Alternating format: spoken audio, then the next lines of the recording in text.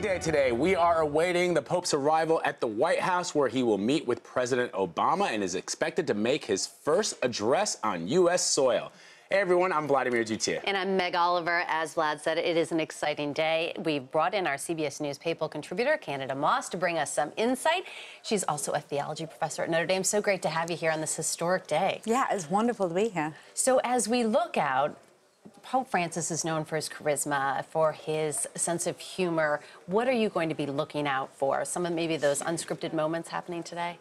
A lot of his addresses and communications with people are going to be in Spanish. And that's when you really feel that you get to know Pope Francis, when he goes off script, when he goes out into the crowds. I think we're going to see a lot of that. We're going to see Pope Francis reaching out to people, trying to meet as many people as he can, as he told Scott Pelley this week. You know, Canada, it's very different from the last Pope, Pope Benedict, who spent most of his life as a theologian working in the bowels of the Vatican. And Pope Francis was a parish priest. He was among the people, among the poor specifically. His message has been one of poverty, bringing those that are desperate, that are in need, and one of mercy.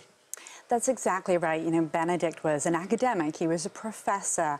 And Francis, by contrast, was a bouncer. He had this love affair when he was young. Not an affair, but he fell in love with someone. Yeah. You know, you can really communicate with him. And he's from the margins. And because he's from Latin America, because he ministered to the poor, it's the poor that he tries to reach out to. And we're going to see a lot of that this week. So after he meets with Congress, he's going to go and have lunch with the homeless, because this is who he feels he's called to evangelize to. This is who he wants to meet. He wants to meet the destitute. He wants to meet prisoners in Philadelphia. He cares about those the society has thrown away. And how do you think his anti-consumerism message will play out here in America, of all places? This is really tough to hear here in America. You know, consumerism is something we're all deeply invested in. We buy our iPhones, we buy our laptops, you know, we care about our clothes.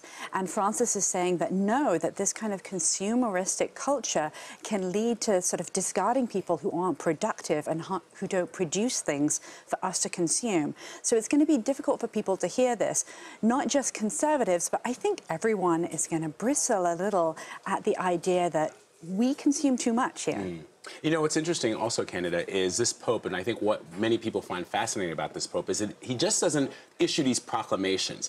He is very passionate about climate change. So yesterday when he arrived, he came in this little Fiat, which I've never seen a dignitary driving in. He also, on the plane over from Santiago, Cuba to the United States, he told people that he originally intended to come into the United States from Mexico, thereby highlighting the immigration problem. That's right. He wanted to retrace the footsteps of a migrant, and that's who he identifies with. Not only did he want to come through Mexico, but he's going to be canonizing a saint who came to California through Mexico.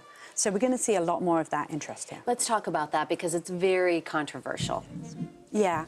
The controversy is that Father Serra, he set up all of these missions in California, contributed to at least 9 of these 21 missions. We do know that he was involved in whipping and beating Native Americans who were on the missions.